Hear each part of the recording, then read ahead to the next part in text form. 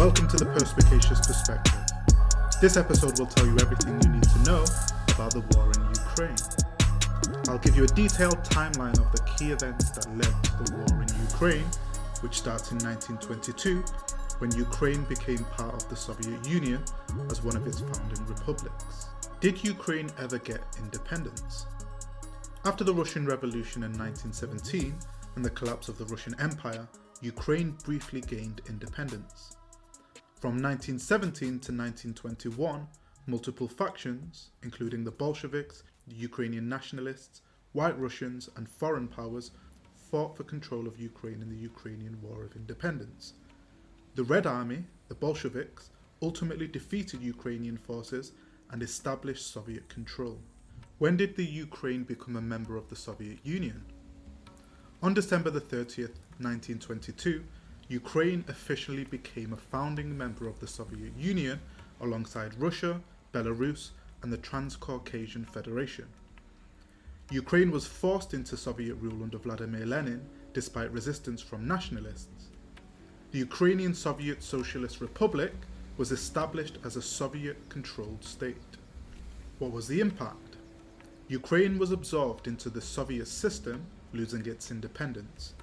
The Soviet Union later imposed brutal agricultural policies, leading to the Holodomor famine from 1932 to 1933, killing millions. Ukrainian culture and language were suppressed under Soviet rule.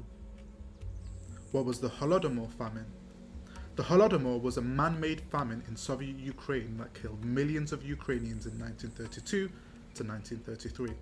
It was orchestrated under Joseph Stalin's policies and is widely considered an act of genocide against the Ukrainian people. So what happened? In 1929 to 1932, Stalin imposed collectivization, seizing privately owned farms and forcing peasants into a state-run collective farms. Ukrainian farmers resisted, so the Soviet government confiscated grain, livestock, and food supplies. In 1932 to 1933, the Soviet Union raised grain quotas to impossible levels, leaving Ukrainians with no food. Borders were sealed, preventing Ukrainians from escaping or getting help. Soviet agents searched homes and took any hidden food.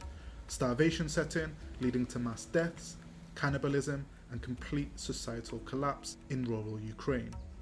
Estimates of deaths ranged from 3.5 to 7 million people who died. The Soviet government denied the famine, and Western journalists downplayed the crisis.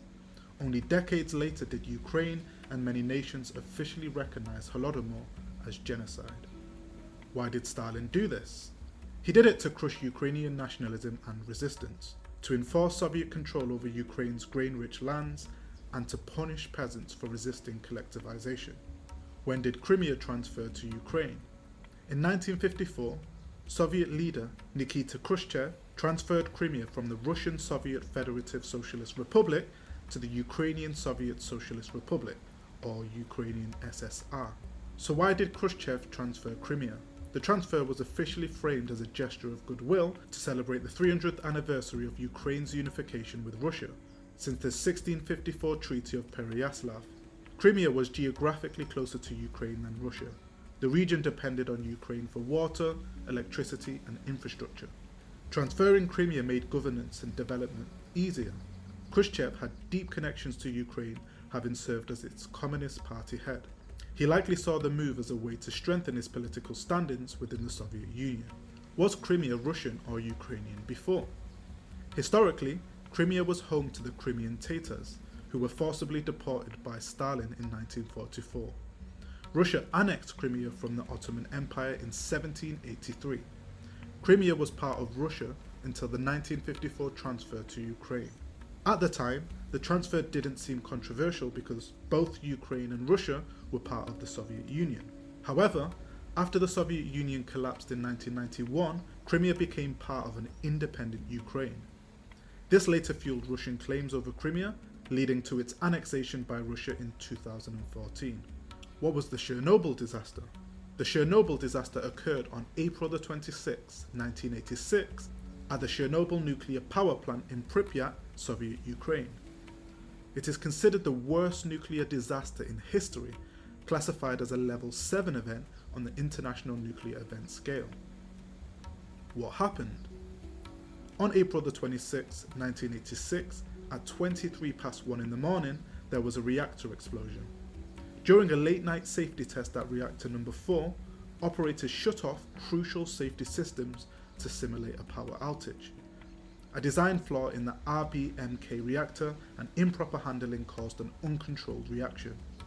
This led to a massive explosion, blowing off the reactor's roof and releasing radioactive material. Firefighters and plant workers responded immediately, but were not told about the radiation.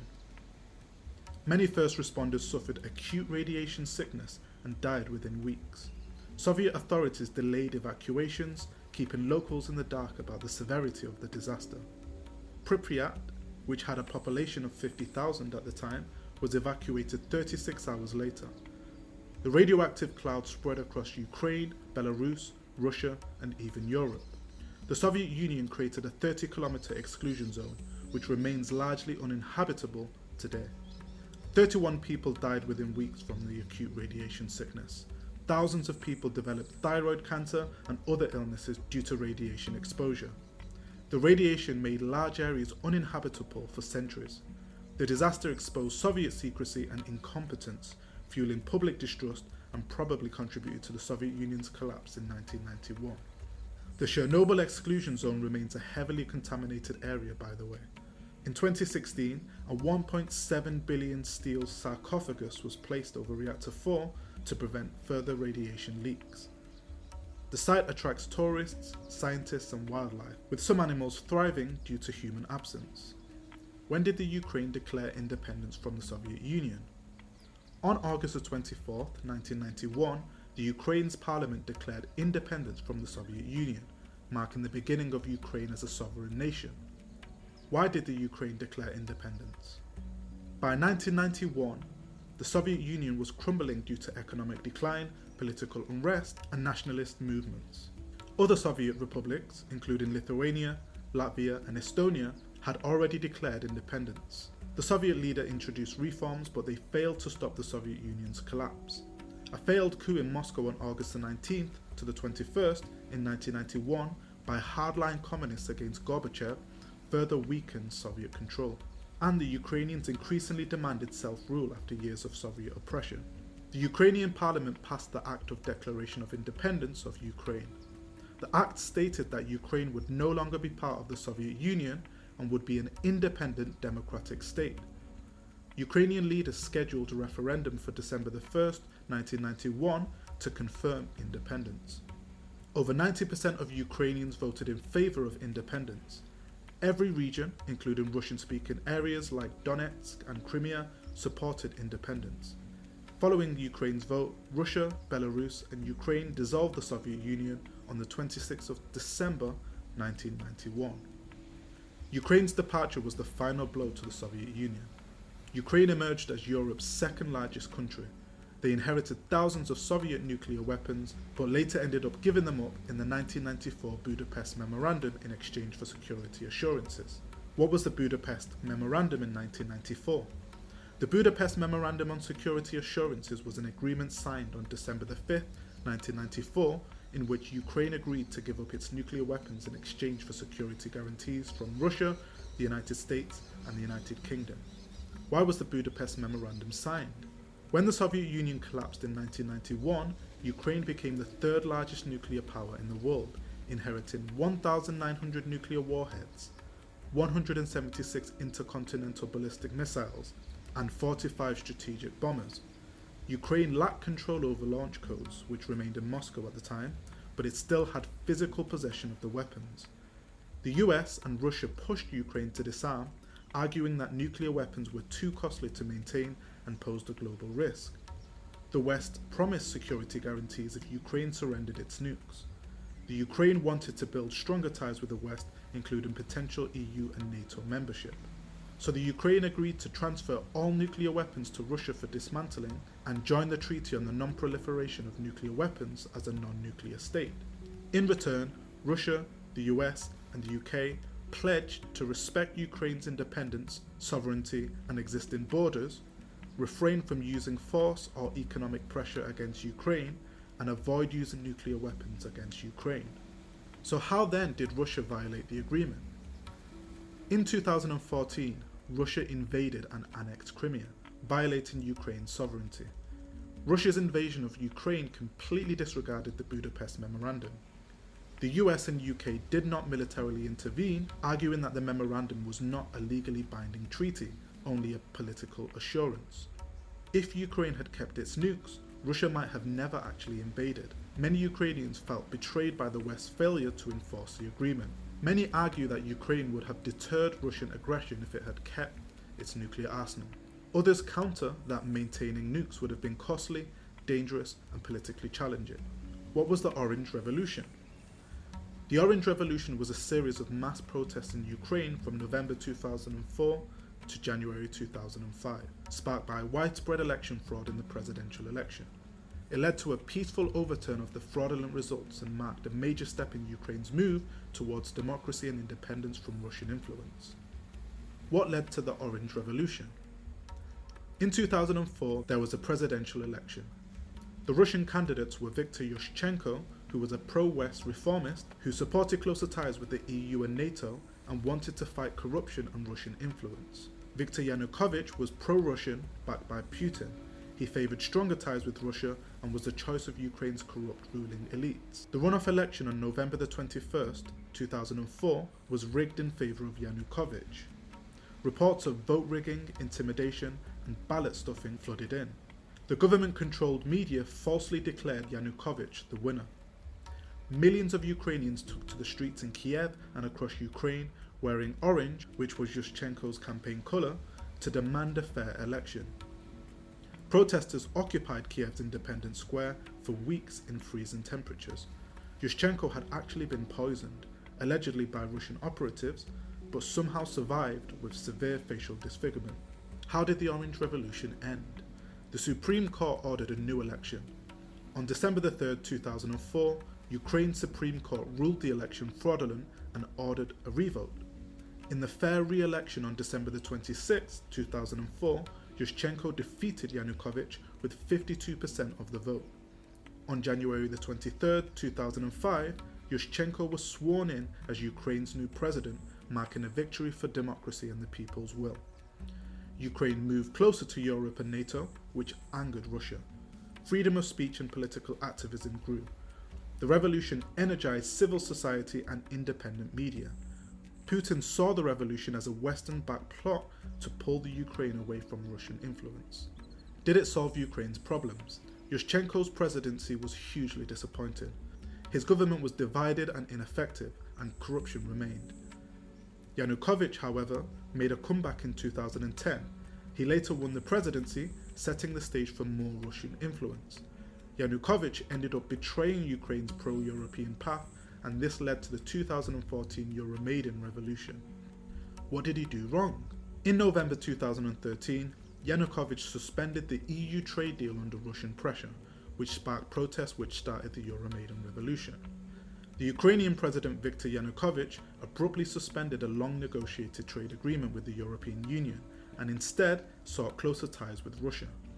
This decision outraged pro-European Ukrainians, triggering mass protests known as Euromaidan, which ultimately led to Yanukovych's downfall. What led to the protests? For years, Ukraine had been negotiating a trade deal with the European Union called the EU Association Agreement.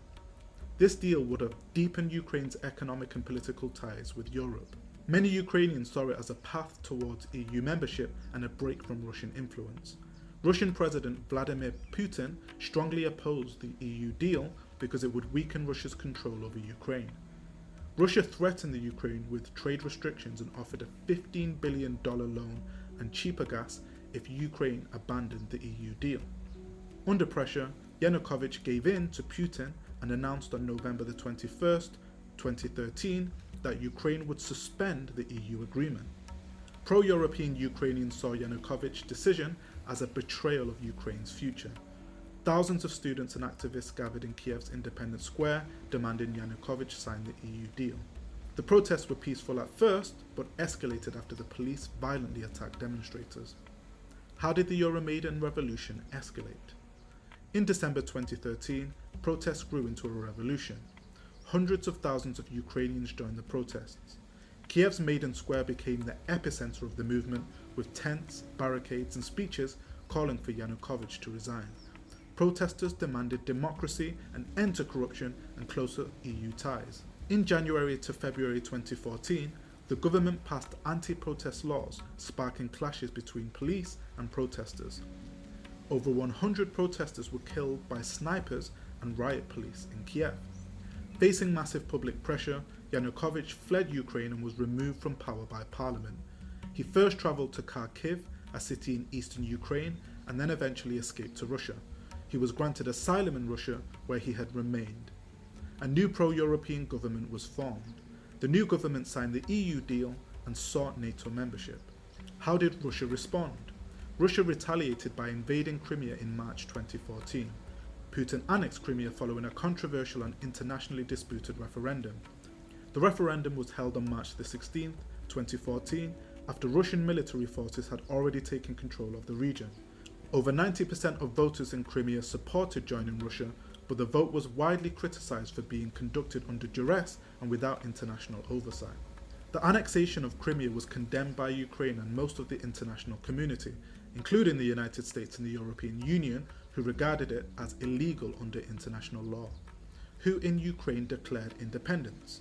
In April 2014, following Russia's annexation of Crimea, pro-Russian separatists in the Donetsk and Luhansk regions of eastern Ukraine declared independence and proclaimed the establishment of the Donetsk People's Republic and Luhansk People's Republic. This occurred amidst growing unrest in the region, with many ethnic Russians and Russian speakers in the area expressing dissatisfaction with the new Ukrainian government that had come to power after Yanukovych's ousting. The separatist movements in Donetsk and Luhansk were heavily supported by Russia, which provided military, logistical and financial backing. These declarations of independence were not recognized by Ukraine or the international community. The Ukrainian government, in response, launched an anti-terrorist operation to regain control of the areas and suppress the separatist movements, leading to more intense fighting. The conflict escalated into a full-scale war between Ukrainian forces and the separatists, resulting in significant loss of life, displacement of civilians, and the involvement of Russian military forces. The situation had since developed into a protracted conflict, with various ceasefire agreements being attempted but ultimately failing to bring lasting peace. The conflict in Donbass continues to be a key point of tension between Russia and Ukraine. What happened in July 2014? In July 2014, Malaysia Airlines flight MH17 was shot down over Donbass, killing 298 people. It was blamed on Russian-backed separatists. It was shot down while flying over the Donbas region of eastern Ukraine, killing all 298 people on board, including 283 passengers and 15 crew members. The flight was en route from Amsterdam to Kuala Lumpur when it was struck by a surface-to-air missile.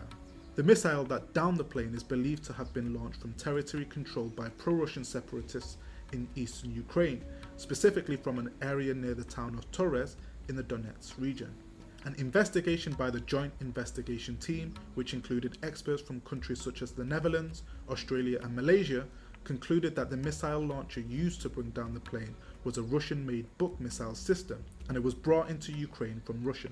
The Joint Investigation Team's findings pointed to Russian-backed separatists operating in the area, but the Russian government denied any involvement, claiming that the missile system could have been obtained from Ukrainian forces or elsewhere.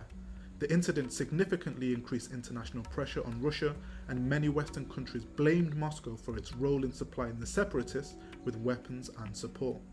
The downing of the MH17 airline led to widespread outrage and condemnation. It also triggered legal actions, including trials in the Netherlands where individuals believed to be responsible for the downing of the aircraft were put on trial for murder and war crimes. What was the Minsk First Agreement? In September 2014, the Minsk First Agreement was signed as an attempt to end the escalating conflict in eastern Ukraine between Ukrainian forces and pro-Russian separatists. The agreement was negotiated and signed in Minsk, Belarus's capital city, with the involvement of Ukraine, Russia, and the Organization for Security and Cooperation in Europe, as well as representatives from the separatist regions of Donetsk and Luhansk. The key provisions of the Minsk First Agreement included a ceasefire. Both sides were supposed to stop fighting and pull back heavy weaponry. an exchange of prisoners held by both sides, humanitarian aid to those affected by the conflict, a decentralization of power. Ukraine agreed to offer more autonomy to the separatist regions, and a restoration of Ukrainian control. The agreement stipulated that Ukraine would regain control of its borders, but only after the regions held elections under Ukrainian law. The Minsk I agreement, however, failed to bring lasting peace for several reasons. Both sides repeatedly violated the ceasefire. Fighting continued in the Donbas region despite the agreement, with heavy shelling and clashes between Ukrainian forces and separatists. There was little trust between them, especially with accusations of Russia supporting the separatists militarily despite Moscow's denials. Unclear nuclear terms, the terms of the agreement, especially regarding the political status of the separatist regions, were vague and controversial. Ukraine was unwilling to grant significant autonomy to Donetsk and Luhansk, while the separatists demanded greater independence. Despite the agreement, Russia continued to be accused of providing military and logistical support to the separatists, further complicating efforts for peace. Due to these failures, the Minsk I agreement did not lead to a long-term ceasefire, and the conflict continued to rage in eastern Ukraine. This ultimately led to the Minsk II agreement in February 2015, which aimed to resolve the conflict but also struggled to bring about a lasting peace. What was the Minsk II agreement? In February 2015, the Minsk II agreement was signed as a follow-up to the Minsk I agreement from September 2014. The negotiations took place in Minsk, Belarus, and involved representatives from Ukraine, Russia, Germany, France, and the separatist regions of Donetsk and Luhansk. The goal of the agreement was to put an end to the ongoing war in eastern Ukraine and establish a roadmap for a peaceful resolution to the conflict. A comprehensive ceasefire was to be implemented, and both sides were required to halt all military operations. Both Ukrainian forces and separatists were to withdraw heavy artillery, tanks, and rocket systems from the front lines to create a buffer zone. Both sides were to exchange all prisoners and detained individuals. Ukraine was required to grant special status and autonomy to the separatist-controlled areas of Donetsk and Luhansk, allowing for local elections and the establishment of self-governance. The agreement called for Ukraine to regain control of its border with Russia once the security situation improved and local elections were held in the separatist regions. The deal emphasized the need for safe and unhindered access for humanitarian aid to the affected areas. While the Minsk II agreement helped reduce large-scale violence and fighting in some areas, it ultimately failed to resolve the conflict due to several persistent challenges. Despite the agreement, both sides continued to engage in sporadic fighting and heavy shelling. While large-scale battles subsided, clashes between Ukrainian forces and separatists continued in some areas. Ukraine was reluctant to give the regions the degree of independence that the separatists demanded, and the local elections proposed in the agreement were not implemented as planned. Despite Russia's commitments under the agreement, there was continued allegations that Moscow was still providing military support to the separatists, including weapons, fighters, and logistical assistance. Russia's role in the conflict remained a central issue. Key provisions of the agreement, such as the restoration of Ukrainian control over the border, were never fully implemented, and the separatists continued to control the territories of Donetsk and Luhansk. Although the Minsk II agreement temporarily reduced the level of violence, it failed to bring about a permanent political solution or resolve the underlying causes of the conflict. The Donbas war dragged on for several more years, and the situation in eastern Ukraine remained unresolved. So why did Ukraine's Orthodox Church split from the Russian Orthodox Church? In 2018, a significant religious and political development took place when Ukraine's Orthodox Church officially split from the Russian Orthodox Church, leading to a major rift between Ukraine and Russia. The split was formalized on January 6, 2019, when the Ecumenical Patriarch of Constantinople, Bartholomew I, granted Ukraine's Orthodox Church autocephaly, which means independence and the right to govern itself without interference from a higher ecclesiastical authority. The new church was known as the Orthodox Church of Ukraine. This move was the culmination of years of efforts by Ukraine to assert its religious independence from the Russian Orthodox Church, which had maintained significant influence over religious life in Ukraine for centuries. The Orthodox Church in Ukraine had long been under the jurisdiction of the Russian Orthodox Church, which, after the collapse of the Soviet Union, continued to exert considerable influence over Ukraine's religious affairs.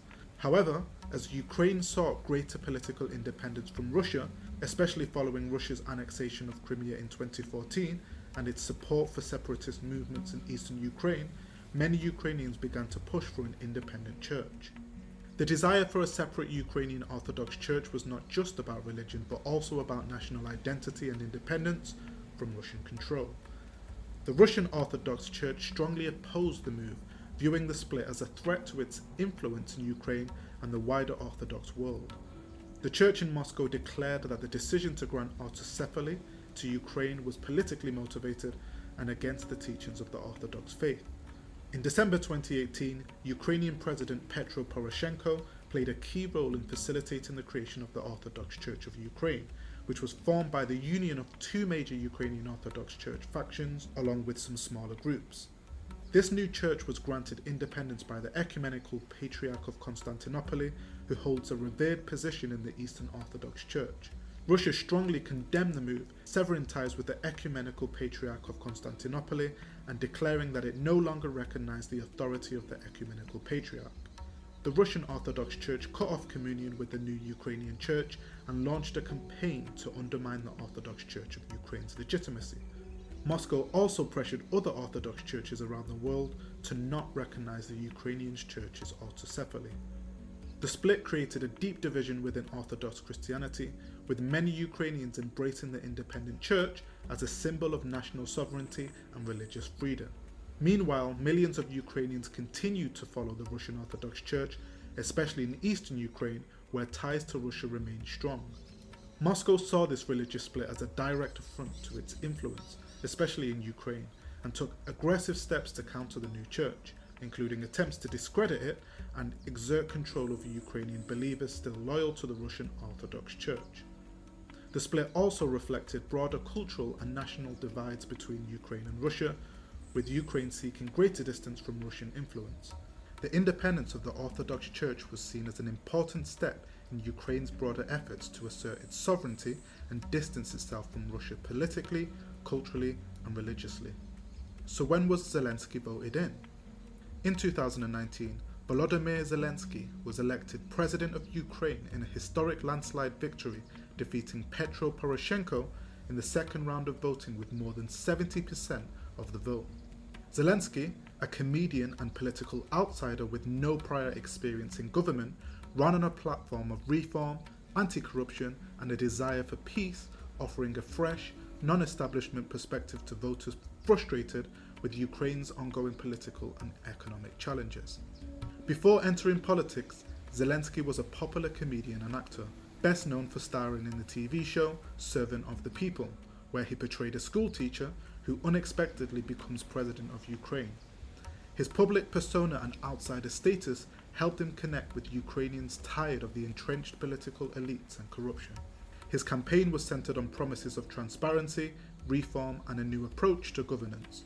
Zelensky capitalized on widespread dissatisfaction with the status quo and vowed to take a different approach to both domestic and foreign policies.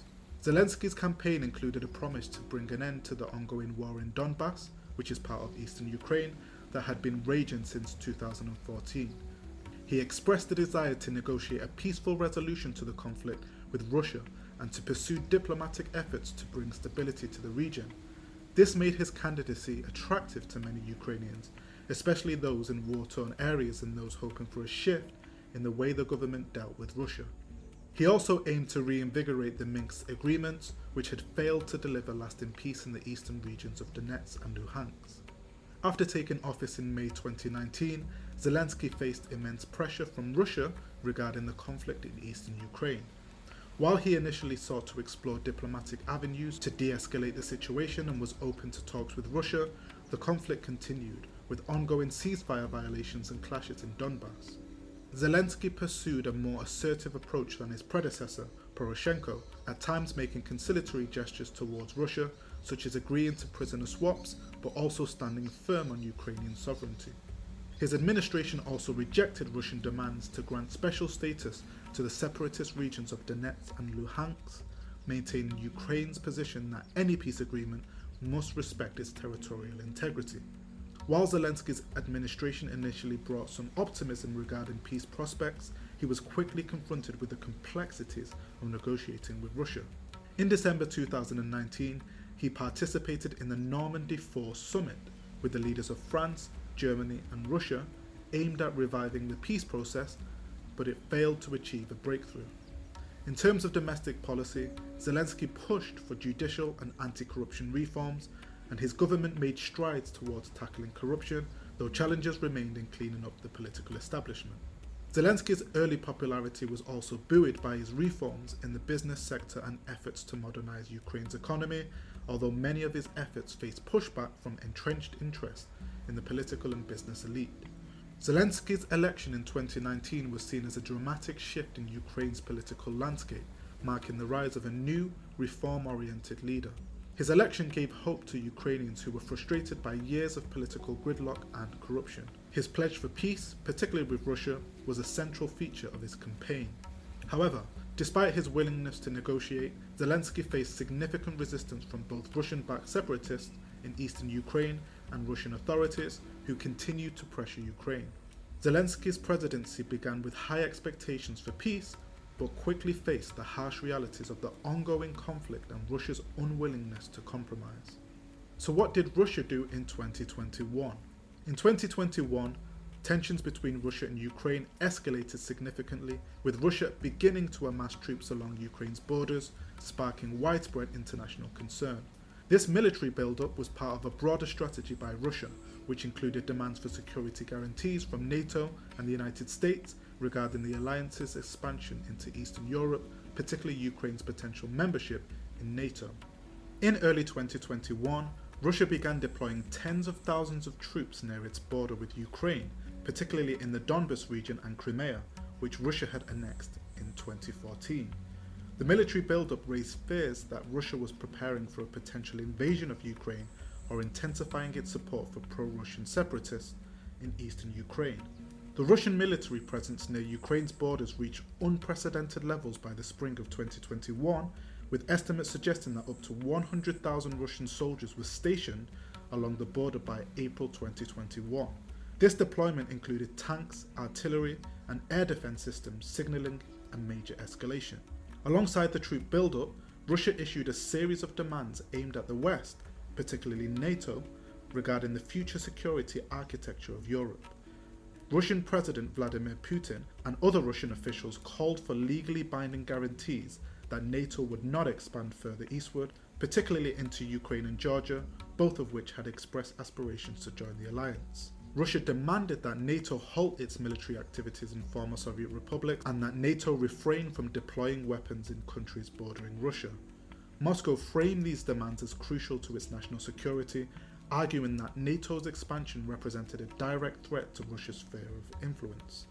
The United States, NATO, and European countries rejected Russia's demands for a halt to NATO's enlargement, citing the principle that countries have the right to choose their own security arrangements. The West also emphasized that NATO's open-door policy allowed for potential future membership of Ukraine and other countries that meet the alliance's requirements. Despite the diplomatic deadlock, Western nations expressed strong support for Ukraine and condemned Russia's actions. NATO conducted military drills and increased its military presence in Eastern Europe as a show of solidarity with Ukraine and to deter any potential Russian aggression. US President Joe Biden held a summit with President Putin in June 2021, during which the issue of Ukraine and Russia's military buildup was discussed. However, no significant breakthroughs were achieved in easing tensions. In parallel with the military buildup, there was a resurgence of fighting in eastern Ukraine, particularly in the Donbas region, where Ukrainian forces have been battling Russian-backed separatists since 2014. The escalation of violence in Donbas in 2021 led to renewed fears of a broader conflict. Both Ukraine and NATO accused Russia of continuing to supply arms, troops, and training to the separatists, although Russia denied direct involvement. The conflict remained a frozen war with periodic flare-ups, but the situation in 2021 seemed to be on the verge of becoming more intense. As 2021 progressed, Russia and NATO engaged in several rounds of diplomatic discussions, but the situation remained volatile. Moscow continued to assert its demands for security guarantees, while the West reaffirmed its support for Ukraine and the principle of open borders for NATO members. By the end of 2021, while a full-scale invasion had not yet occurred, the situation remained highly tense, and there was widespread concern that Russia might escalate its actions in Ukraine. What happened on February the 21st, 2022? On February the 21st, 2022, Russian President Vladimir Putin officially recognized the Donetsk People's Republic and the Luhansk People's Republic as independent states. These two self-proclaimed separatist regions in eastern Ukraine had been under the control of pro-Russian separatists in 2014, but their independence had not been recognized by Russia or the international community up until this point. In a televised address, Putin declared that Russia would recognize the so-called republics of Donetsk and Luhansk as independent entities, effectively breaking away from Ukrainian sovereignty. He justified this move by citing alleged human rights abuses and discrimination against ethnic Russians and Russian speakers in Ukraine, claims that were widely rejected by Ukraine and the international community as unfounded and pretextual. Putin also signed decrees authorizing Russia to send military forces to the two regions, ostensibly for peacekeeping purposes, further signaling that Russia was taking an active role in these territories despite Ukrainian and international claims that Russia was already heavily involved in the conflict there. The recognition of Donetsk and Luhansk as independent states represented a significant escalation of Russia's involvement in the conflict in eastern Ukraine. By recognizing the regions as independent, Russia effectively undermined the Minsk agreements, which had called for a peaceful resolution to the conflict and the restoration of Ukrainian control over the Donbas, and set the stage for further military action. Ukraine and much of the international community viewed this as a violation of Ukrainian sovereignty and territorial integrity. The Ukrainian government condemned Russia's recognition and called it an illegal act, with President Volodymyr Zelensky and other Ukrainian officials declaring that Ukraine would not surrender its territory. The United States, European Union, and NATO condemned Russia's actions and imposed sanctions on Russia. These sanctions targeted Russian individuals, banks, and businesses linked to the recognition of the breakaway regions and were part of a broader strategy to deter further aggression. In addition to the sanctions, Western leaders expressed unwavering support for Ukraine's sovereignty, promising military aid, economic assistance, and diplomatic backing. Putin's recognition of Donetsk and Luhansk as independent states was widely seen as the precursor to a broader military escalation. It provided Russia with a pretext to deploy additional military forces into these regions under the guise of protecting Russian-speaking populations. This move came just days before Putin launched a full-scale invasion of Ukraine on February the 24th, 2022. The recognition of the breakaway regions was framed as a justification for further Russian intervention, which ultimately led to the Russian invasion and the beginning of the 2022 Russo-Ukrainian War. What is the 2022 Russo-Ukrainian War? On February the 24th, 2022, Russia launched a full-scale invasion of Ukraine, marking a dramatic escalation in the ongoing conflict between the two countries. This invasion was a major turning point in the Russo-Ukrainian War, which had been simmering since 2014, and it triggered a global crisis. Russia's invasion followed weeks of escalating military buildup along Ukraine's borders and the recognition of the separatist-controlled regions of Donetsk and Luhansk as independent states by Russian President Vladimir Putin. On the morning of February the 24th, 2022, President Putin announced a special military operation in Ukraine aimed at demilitarizing and denazifying the country. He claimed that the operation was necessary to protect Russian speakers in Ukraine and to counter what he described as a threat from Ukraine's alignment with NATO. In his speech, Putin falsely accused Ukraine of committing atrocities against ethnic Russians and Russian speakers, and he justified the invasion by claiming it was necessary to prevent Ukraine from becoming a NATO member, which he saw as a security threat to Russia. Early in the morning of February the 24th, Russian forces launched a multi-pronged attack on Ukraine, using airstrikes, artillery, and missile bombardments. The invasion came from multiple directions. The north axis referred to Russian troops advancing towards Kiev, the capital of Ukraine, from Belarus. The eastern axis referred to Russia making a push into the Donbas region, which had already been a hotbed of conflict between Ukrainian forces and Russian-backed separatists. The southern axis referred to Russian forces entering from Crimea, which Russia had annexed in 2014, moving toward key points in the south, including Mariupol and Odessa. Russia also launched widespread airstrikes on Ukrainian military targets and critical infrastructure across the country. Russia's initial objectives appeared to be the capture of Kiev and the toppling of the Ukrainian government. Russian forces aimed to quickly seize key cities, including Kiev, Kharkiv, and Mariupol, to force Ukraine to surrender and install a pro-Russian government. The rapid advance of Russian troops was intended to overwhelm Ukrainian defences, but Ukraine's military, bolstered by the resolve of its citizens, mounted a strong resistance. Contrary to expectations, Ukrainian forces fought back fiercely. Ukrainian President Volodymyr Zelensky emerged as a symbol of resistance, rallying the Ukrainian people with strong leadership and defiant speeches. Despite being a target, Zelensky refused to leave Kiev and remained in the country to lead the defense. The invasion sparked global outrage. The United States, European Union, and other Western countries swiftly condemned the invasion and began imposing severe sanctions on Russia. In addition to economic sanctions, Western nations provided Ukraine with military aid, including weapons, ammunition, and training to help them defend against the Russian onslaught. The United Nations General Assembly called for an emergency session to address the situation, with many countries condemning Russia's actions and calling for a peaceful resolution. The invasion led to widespread displacement of civilians within Ukraine and across borders into neighbouring countries, primarily Poland, Romania and Hungary. Millions of Ukrainians fled the country, creating one of the largest refugee crises in Europe since World War II. Cities like Kiev, Kharkiv and Mariupol were subjected to heavy bombardment, resulting in significant civilian casualties and infrastructure damage. Initially, Russia's military saw a quick victory, but the Ukrainian resistance proved stronger than expected.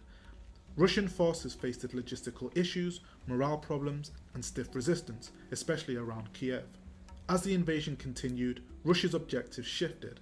Instead of quickly toppling the Ukrainian government, Russian forces focused more on capturing territory in the east and south, including efforts to establish a land corridor to Crimea and secure the Donbas region. Despite these efforts, the Ukrainian forces, with international support, managed to slow the Russian advance and even began pushing back in certain areas. So how has the West responded? In response to the invasion, Western nations imposed harsh sanctions on Russia, targeting its economy, financial institutions, and individuals close to Putin. These sanctions were designed to isolate Russia from the global economy and put pressure on the Russian government to end the war. Russia's economy suffered greatly, with the value of the ruble plunging and many international companies pulled out of the Russian market. The invasion altered the global political landscape, with NATO and the European Union strengthening their support for Ukraine. NATO members, particularly the US and European countries, increased military aid to Ukraine, providing advanced weapon systems, intelligence, and financial assistance. The conflict also deepened the divide between Russia and the West, leading to a new era of geopolitical tension similar to the Cold War. Despite the early stages of the invasion, the war in Ukraine did not end quickly. Instead, it became a protracted conflict with heavy casualties on both sides. Major battles were fought in cities like Mariupol, Kharkiv, and Kiev, and the war expanded into a broader regional conflict with devastating effects on Ukraine's civilian population and infrastructure. The Russian invasion of Ukraine on February the 24th, 2022 was a brutal and unprovoked escalation of Russia's long-standing conflict with Ukraine. What Putin initially hoped would be a quick military operation turned into a devastating war that has reshaped Europe's security landscape, led to immense loss of life, and triggered unprecedented international sanctions against Russia. The invasion has not only led to widespread destruction and suffering in Ukraine, but also marked the beginning of a new chapter in global geopolitics, with Russia and the West on opposing sides of the conflict. The war continues to have far-reaching consequences that affect international relations, economies, and global stability. What has happened since Russia invaded Ukraine? Since Russia's invasion of Ukraine on February the 24th, 2022, there have been significant political, economic, and social changes in Russia, as well as major consequences for its global standing. The invasion has led to international isolation, domestic repression, and profound shifts in Russian society and politics. The invasion triggered severe international sanctions, primarily from the United States, European Union, United Kingdom, and other Western allies. These sanctions targeted key sectors of the Russian economy, including finance, energy, technology, and defense.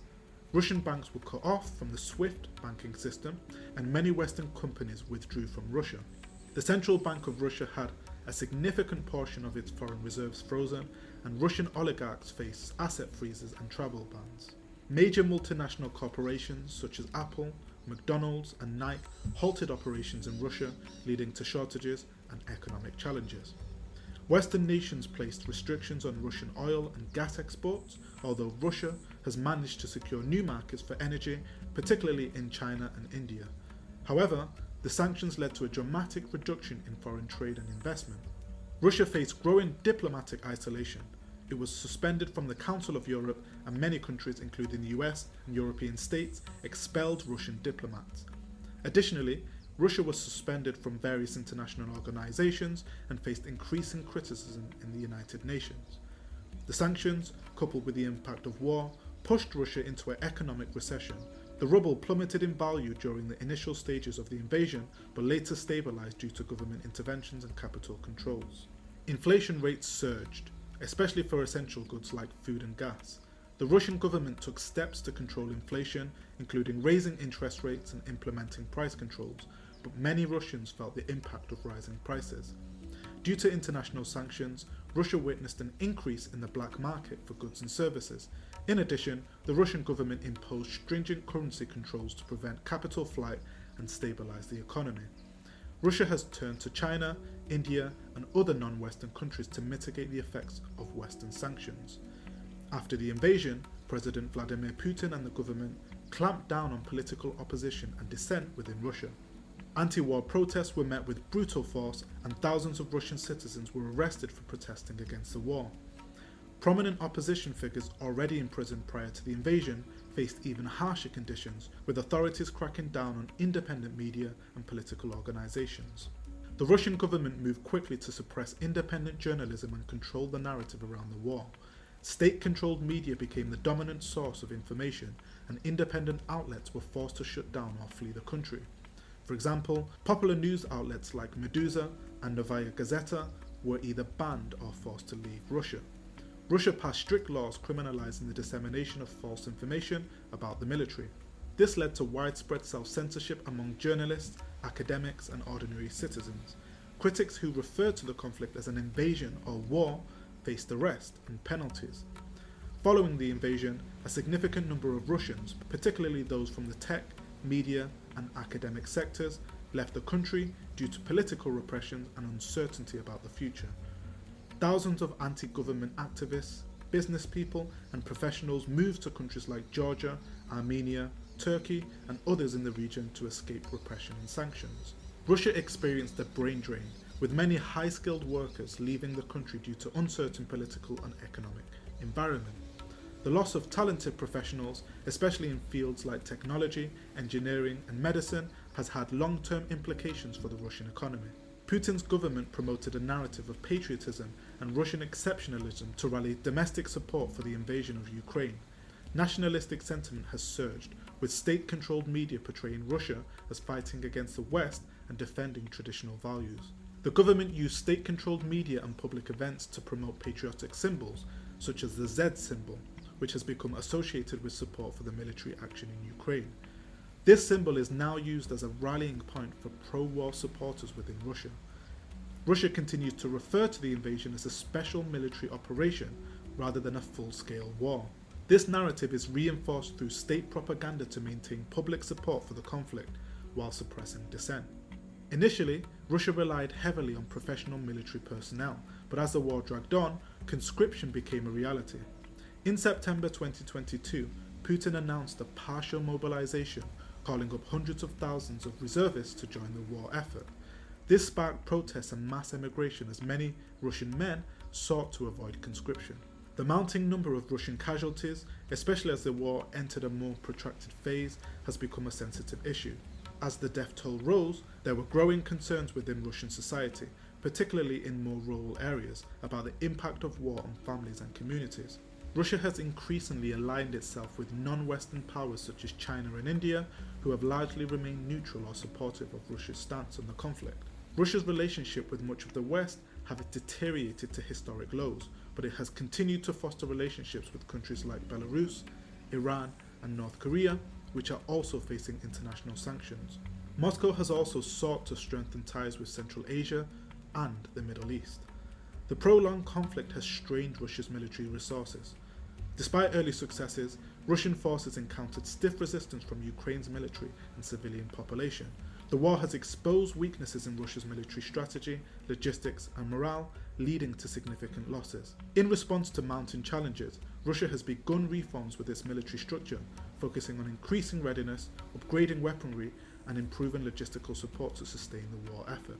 Since the invasion of Ukraine, Russia has faced profound political, economic, and social shifts. The invasion led to international isolation, domestic repression, and economic hardships, all while the government pursued a war with devastating consequences for both Russia and Ukraine. Despite facing substantial setbacks in terms of military challenges, economic pressure, and internal dissent, Russia remains committed to its strategic objectives in Ukraine, while also seeking to bolster ties with non-Western allies. The long-term effects of the war on Russian society, politics, and its role in the international order are still unfolding, but it is clear that Russia has entered a new and more turbulent era.